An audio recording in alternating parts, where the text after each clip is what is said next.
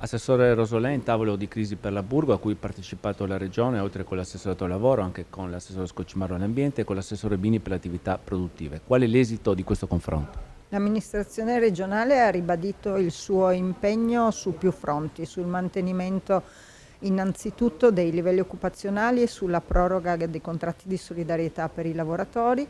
L'amministrazione regionale ha anche voluto chiedere, ringraziando per quanto finora fatto, un impegno specifico alla Burgo nel mantenimento di questi posti di lavoro e la verifica di quelli che sono gli impegni che la cartiera di Ferrara si era presa. Assessore, per quel che riguarda i tempi, adesso c'è la procedura relativa all'ambiente che dovrebbe trovare un termine entro fine gennaio.